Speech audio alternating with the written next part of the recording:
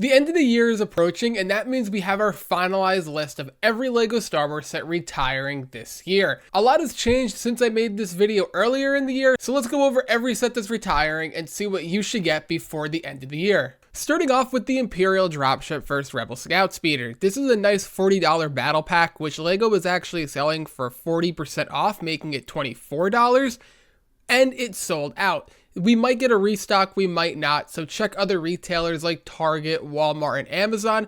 But if you can find this in stock for retail price even, I think it will be a great buy. You get a bunch of nice minifigs, you get that awesome anniversary minifig with QTKT, and it's a battle pack that's very nostalgic for many of us.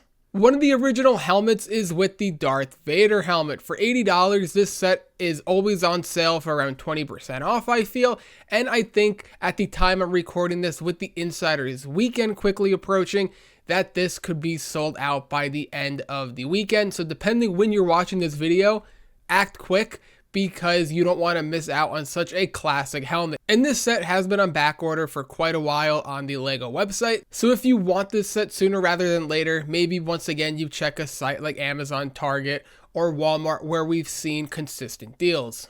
The UCS Razor Crest is a fan favorite, and for $600, you couldn't ask for anything much better. From the extremely popular Mandalorian show, this was the first ever UCS set based off of a TV show. With 4 awesome minifigs and that brick-built blurg, this really had it all. The interior was full of detail, it included some awesome Easter eggs, and the set is near minifig scale. The set looks awesome on display, and it includes plenty of play features. This is one of those sets that's been around for a little while, but I still feel if it was on shelves for another 5 years, nobody would complain. The Coruscant Guard Gunship is next, and this is a set that I feel fans have slowly been coming around to as its retirement date has approached. One of the main reasons for that is because of the constant sales we've seen, with this set being right around $110 from its original $140 retail price. And LEGO did end up updating the Commander Fox torso, fixing the printing, now making it an accurate white. Once again, this is one of those sets that I don't think will make it past the Insiders weekend. The UCS X-Wing is great, and arguably, this is the best UCS X-Wing LEGO has made. 2 awesome minifigs with Luke and R2-D2. This looks excellent on display, especially with a UCS TIE Fighter or TIE Interceptor. And if you were waiting for the last moment to buy this set, now is the time to get it. The Ghost in Phantom 2 is sadly going and releasing at what was one of the best times on the heels of the Ahsoka show, and with the increasing popularity of Star Wars Rebels, LEGO knocked this set out of the park. A huge upgrade over the previous version we had a few years ago. Most notably, the Phantom is included in the set. You don't have to go out and buy a separate set like you did with the original, but I still think that the next time we see a Ghost in Phantom 2 LEGO set will be a UCS model. So if you've had your eyes on this set for a while now and you really want to play scale Ghost in Phantom 2, get this set. You will not regret it. It's well worth the $160. Ahsoka Tano's T6 Jedi Shuttle, I think, is one of the more underrated sets right now. You get 4 awesome minifigs, and I love Professor Huyang, as that's probably my favorite in the set, but the build is full of play features, and while one side of the set isn't exactly finished, it's a little rough around the edges to say the least, I don't think you can complain for a $70 playset. This isn't a UCS set, it is nice color. I really did enjoy seeing it on TV, and I just don't think it gets the love that it deserves. For $80, it's a very fair price, and if you wait a little bit longer, you might be able to wait to see this go to around $60. The Ambush on Mandalore Battle Pack is retiring, and for $20, you really couldn't ask for a much better battle pack. The minifigs are the highlight here, and while the terrain build is rather nice, I still think this is something that you can really build up your army with. I love the play feature to make it look like the Mandalorians are flying with that curved clear piece, and once again, we have that little stud shooter cannon. Speaking of battle packs, I need to mention the Paz Vizsla and Moff Gideon battle pack retiring alongside this, and you can combine the two to make one large scene.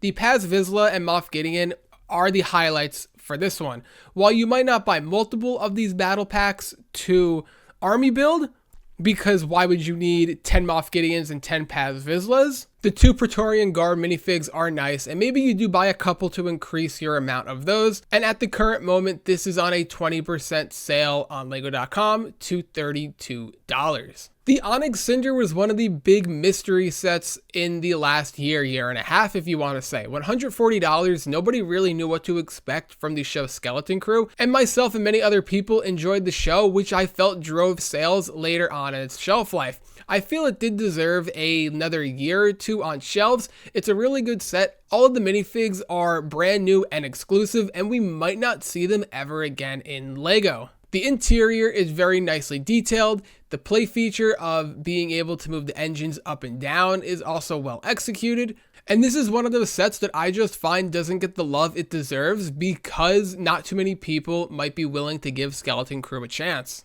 The mini-scale Tantive IV is next, and for $80, I found this set to be one of the more overpriced mini-scale sets.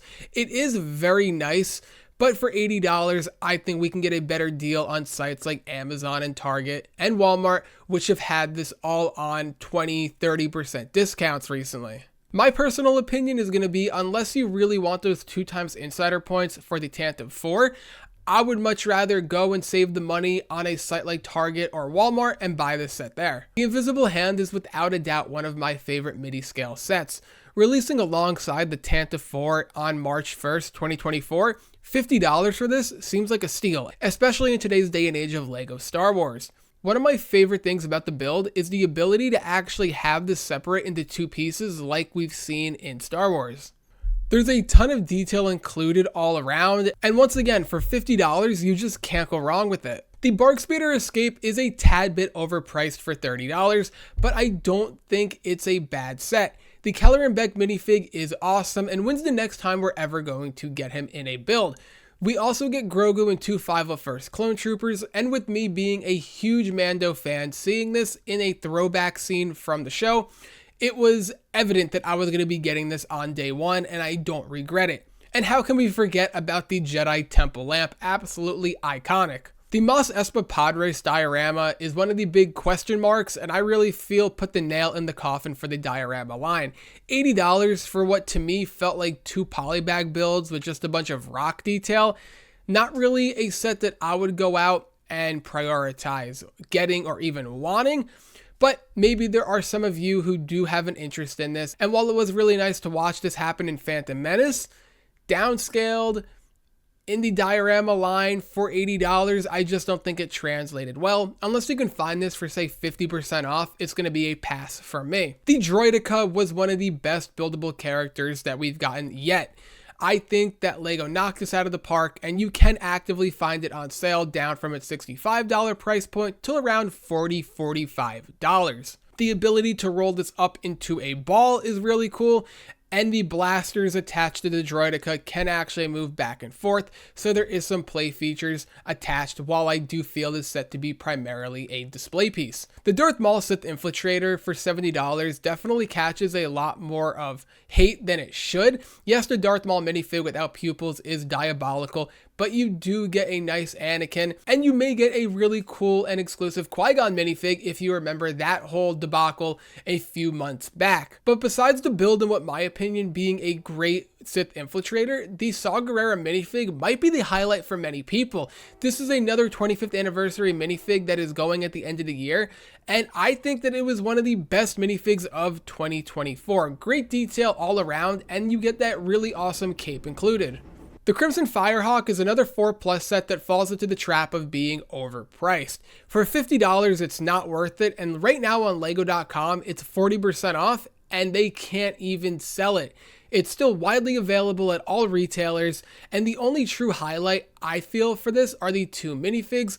Besides that, it's a pass for me, and I don't even know. This set might make its way into 2026 with us at the rate that it's selling. Ahsoka Tano's Duel on Peridea is a set that also is widely available on sale. It's $55 at retail, and you do get awesome minifigs. While many people find this to be a basic gray base plate that you just plop a bunch of minifigs on, I think it is still a wonderful set. Yes, there are some issues like the stickers that are included and not having Captain Enoch, But besides all that, if you can find this set on sale for say $30 to $40, I think it's a must buy, especially with the Thrawn minifig returning. On Lego.com, it was selling for 40% off, and I say was because it is actually sold out. So check on Amazon, Target, Walmart, and maybe your Lego store during Insiders Weekend might have a few. Boarding the Tantive IV will be retiring, and this really was a great set. Even though it did include the controversy of the 5's minifig, it was one that you can buy multiple of, extend it, make the scene as long as you want, and it was a lot of fun. It's a shame to see this going so soon, even though it's been on shelves for about a year and a half now.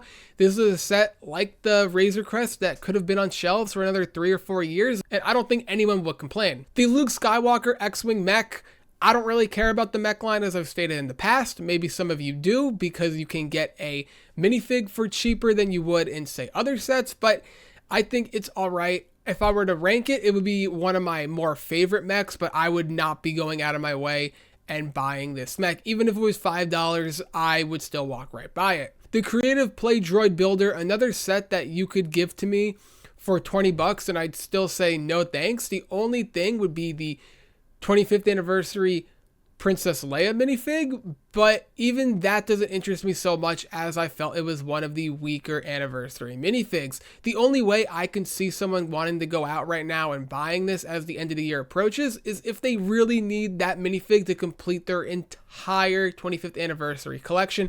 Besides that, I can do without this set. The TIE Fighter and X-Wing mashup from Rebuild the Galaxy, yet again, another excellent Rebuild the Galaxy set. Some really cool minifigs. While I felt the mashup of the TIE Fighter and X-Wing was a bit goofy, I mean, it was fun, but at the same time, I thought that some of it did look a bit wonky at times.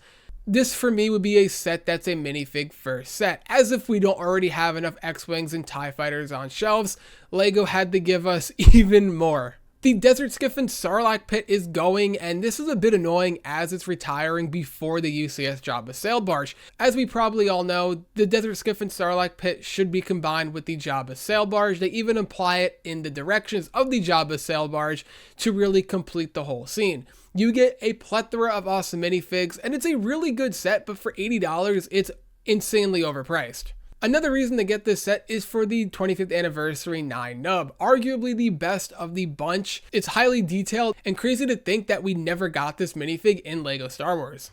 If you do plan on getting the Jabba Sail Barge at some time in the future, you should really consider getting the Desert Skiff and Sarlacc pit before it retires, because once this set retires, I can see it at least doubling in value in the next year or two. And that is going to do it for every set retiring this year. Since I made this video earlier in the year, a lot has changed, and that was to be expected. So let me know what you think about every set retiring. Which ones are you going to go buy?